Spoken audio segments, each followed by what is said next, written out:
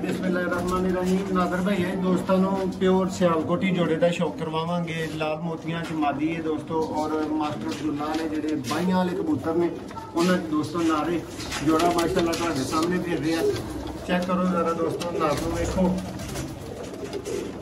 माशाल्लाह दोस्तों को जोड़ा पसंद आएगा। वीडियो में एंड तक देखियो। इन्हां दा तसल्ली बख्श तुहानूं शौक करवाया चला जोड़ा फार सेल भी अवेलेबल है। नंबर स्क्रीन पर मौजूद है, रब्ता करके भरा खरीद सकते हैं। हम इन्हों का शौक करवावांगे। पहला तो नार का दोस्तों शौक करवाने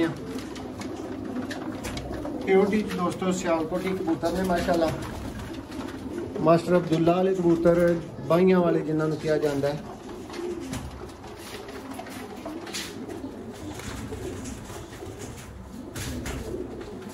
दोस्त अख का अच्छी तरह शौक करन,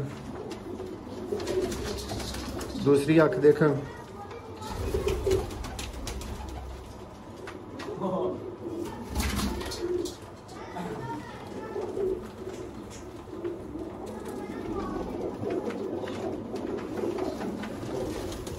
माशाल्लाह नादर भाई बिल्कुल बंद कबूतर है, बहुत खूबसूरत बड़ा पल्ला इन्हें मिले।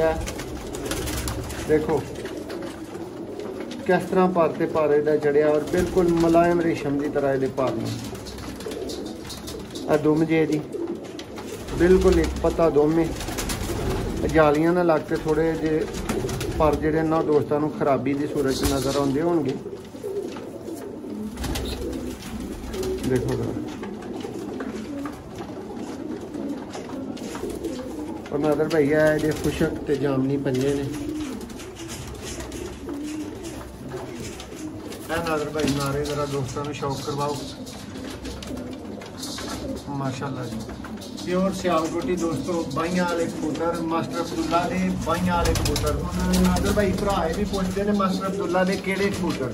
हुण मास्टर अब्दुल्ला ने जे एक तो ज़्यादा नस्लां रखियां होण फिर नादर भाई साडा ते कोई कसूर नहीं ना। उन्होंने बाइयां वाले भी मशहूर ने, उन्होंने लाल मोतियां वाले भी मशहूर ने, उन्होंने चूहे भी ने, कई तरह के परिंदे मशहूर ने तो फिर वो सारे ही दसने पैंदे ने। यह दोस्तों मादा है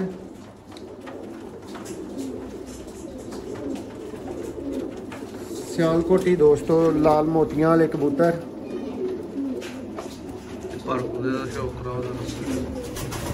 नादर भाई पारे के करीब च ने, पर नवे कट रही है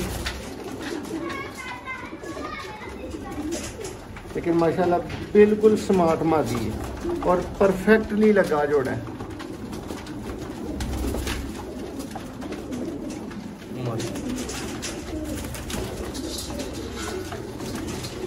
नादर भाई थोड़ा जरा थोड़ा भरावां सामने चलना फिर दिखाओ शौक करवाओ।